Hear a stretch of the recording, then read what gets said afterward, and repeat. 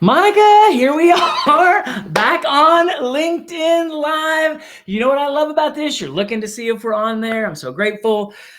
I love that we have begun this summer series where you are going to learn about all of our fantastic clients we've had over the last several years, and some of them just in the recent year. You're going to learn about our hybrid and our virtual events and all the cool things that have happened with that. So I'm excited about that for you. And everyone, really the reason we're doing this, as I said in the post, is twofold.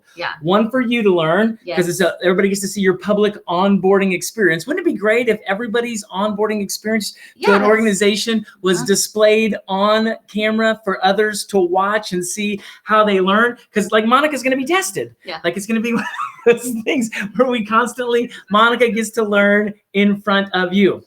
Here, let's put this like right over here. Oh, okay. Well, okay. And so, like we'll just set it right there, right? Okay. Can we do that? Sure. Yeah. Thanks. So second, these fine folks watching, whether live or they'll find this in their feed later, will get to learn about virtual events, get to learn about hybrid events. We'll get to learn about how organizations and associations are working to do those, because they're not going away.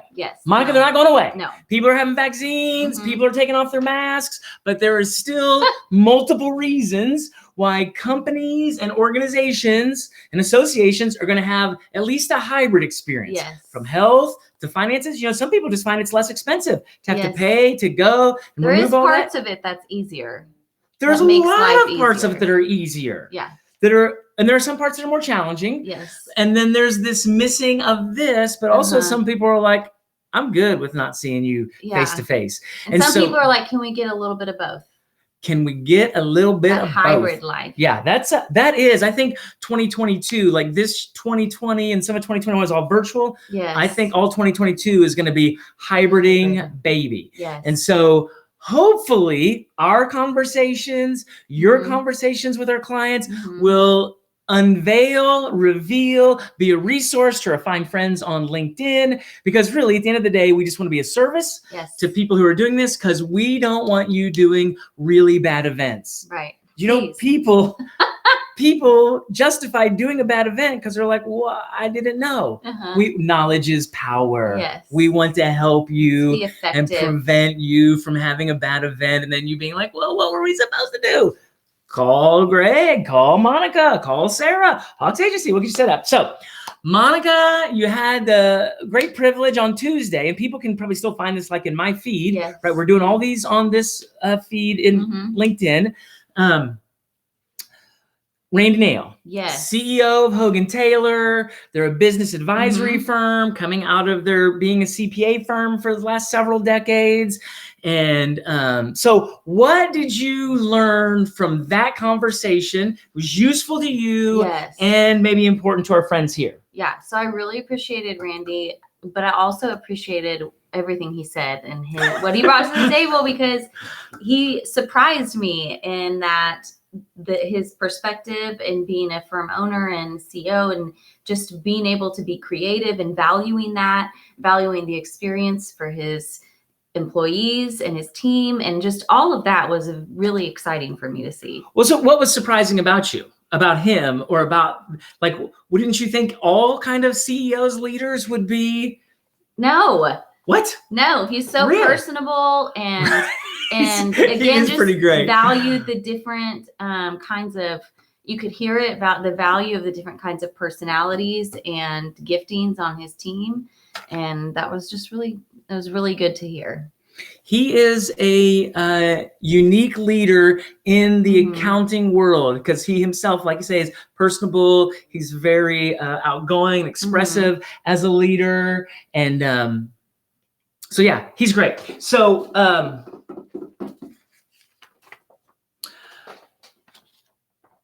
you know, he and I have worked together for like 10 years. Yes, we talked about that briefly. Yeah. Just briefly. Yeah. He doesn't want to be associated. He doesn't want people to know. No, he did. He mentioned it. We talked about it. But that's another part of it that was surprising, is that, you know, you think about keynote speaking and producing conferences, and you I would imagine that it would be like a one-time thing, and then they would like it somebody else. Right.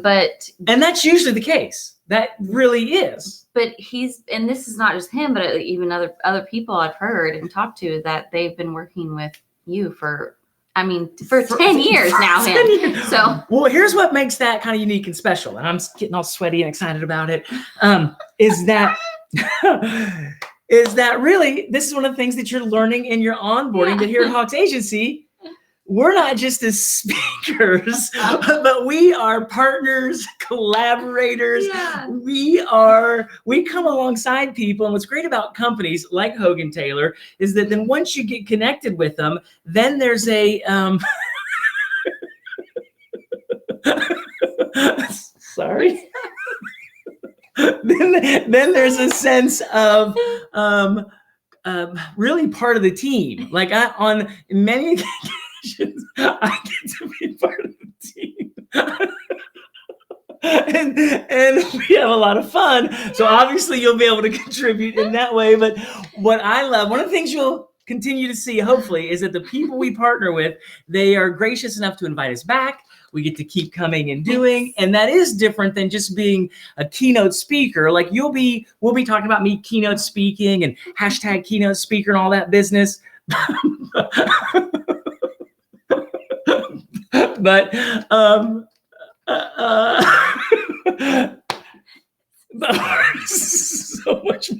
we're so much more than just speakers. We love partnership, collaboration, those kinds of things. Yeah.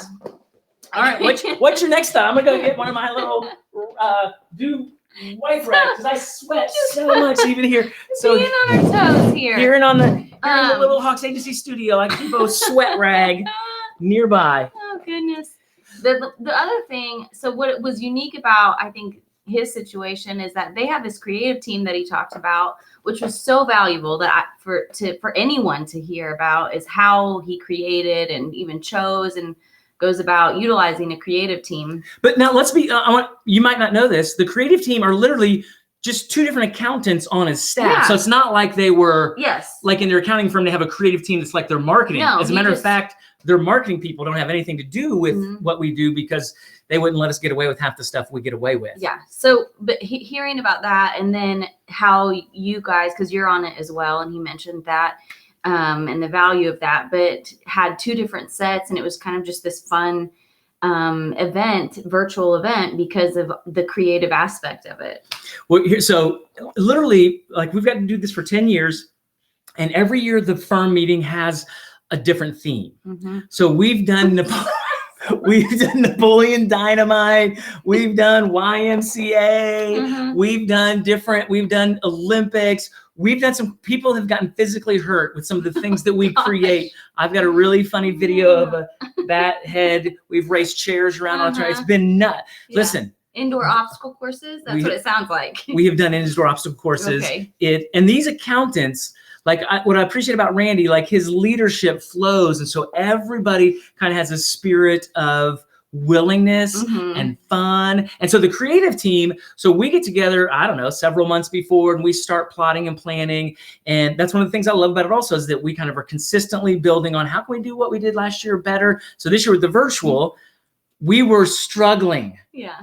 Like you're struggling now. No, we were struggling to get a good idea. And Brandon and Lindsay had this idea about doing a video podcast. And so that's why we did these two rooms, and they were like they were in the basement. So we broadcast two different cameras, and it was just wild how it felt so different. It was so great.